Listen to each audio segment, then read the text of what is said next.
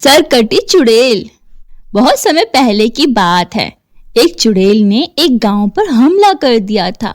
तब गांव वालों ने किसी तरह उसे पकड़ लिया था और उसका सर उसके धड़ से अलग कर दिया था और उसके सर और धड़ को अलग अलग दफन कर दिया था। फिर कुछ सालों के बाद एक मजदूर जंगल में खुदाई कर रहा होता है। तभी खुदाई करते करते उसे कुछ बाल दिखाई देते हैं।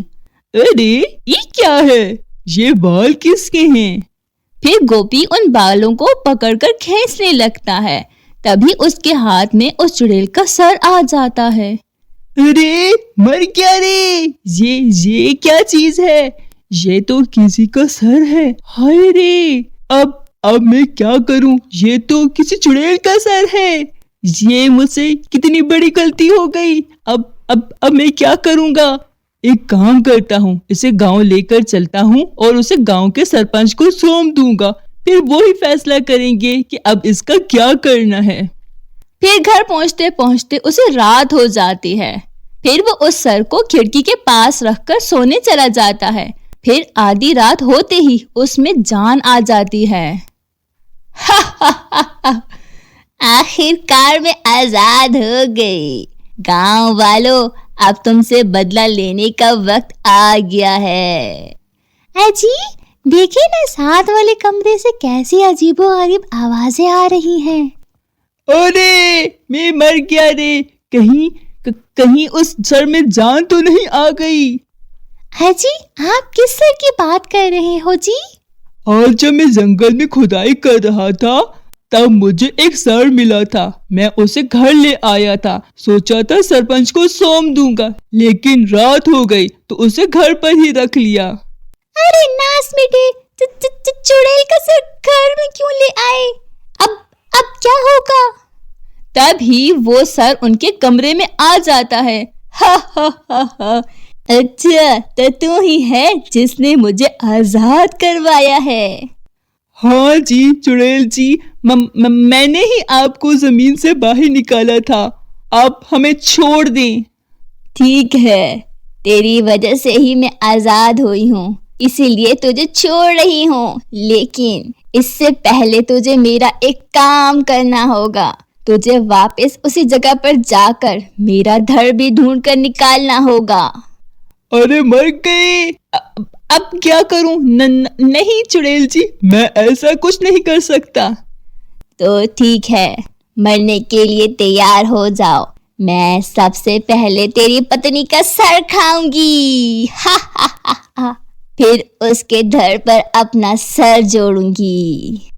अरे मैं मर गई। नहीं चुड़ैल जी, ऐसा मत कीजिएगा। अजी जल्दी जंगल जाओ।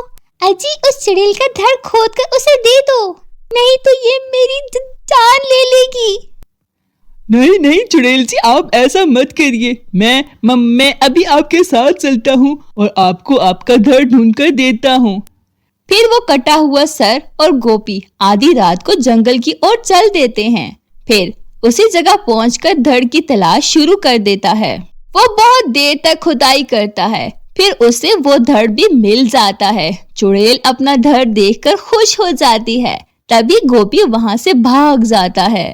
फिर वो कटा हुआ सर उस गड्ढे में चला जाता है और देखते ही देखते पूरी की पूरी चुड़ैल खड्डे से बाहर आ जाती है। हा हा हा हा। गांव वालों, अब मरने के लिए तैयार हो जाओ। मैं किसी को भी नहीं छोड़ूंगी। फिर गोपी भागता भागता सीधा सरपंच के घर पहुंच जाता है। अरे सरपंच जी, दरवाजा खोलो, अनर्थ हो गया। वो सरकटी चुड़ैल वापस आ गई है। फिर सरपंच अपने घर से बाहर आता है।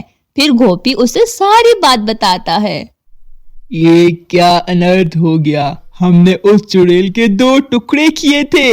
अब वो बदला लेने के लिए वापस जरूर आएगी। हमें अभी कुछ ना कुछ करना होगा। तभी वो चुड़ैल जंगल से निकलकर वापस गांव में आ जाती है। ए गांव वालों, कहाँ चुप कर बैठे हो? तुम लोगों ने किस तरह से मेरे 2 टुकड़े किए थे? अब बदला लेने का समय आ गया है। सब गांव वाले छुप छुप कर उसे देखते रहते हैं। और वो चुड़ैल अपने शिकार की तलाश में गांव की गलियों में घूमती रहती है। सरपंच जी, वो देखिए, वो चुड़ैल गांव वालों की तलाश में इधर उधर घूम रही है।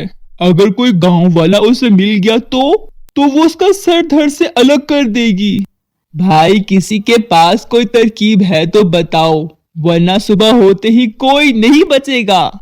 सरपंच जी, मेरे पास एक तरकीब है। हम उस चुड़ैल को उस पुराने घर में कैद कर देते हैं।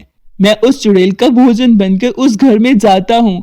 ये मेरा शिकार करने वहां जरूर आएगी। फिर इतना बोलकर अर्जुन भागकर उस घर के बाहर पहुंच जाता है और उस चुड़ैल को देखकर आवाज लगाता है। ए चुड़ैल, देख, तेरा शिकार यहाँ खड़ा है। मैंने ही तेरे 2 टुकड़े किए थे, इतनी जल्दी भूल गई है क्या? अच्छा हुआ जो तू खुद ही मेरे सामने आ गया। मुझे कब से तेरी तलाश थी। रुक, तुझे अभी बताती हूँ। फिर जैसे ही चुड़ैल अर्जुन की तरफ बढ़ती है, अर्जुन भागकर घर के अंदर चला जाता है और एक जगह पर खड़ा हो जाता है। उस घर की छत पर राजू और गोपी पहले से ही मौजूद होते हैं। अर्जुन भाई, तुम घबराओ मत। जैसे ही वो चुड़ैल तुम्हारे करीब आएगी, हम तुम्हें ऊपर खींच लेंगे। फिर चुड़ैल भी अर्जुन का पीछा करते करते उस घर में घुस जाती है।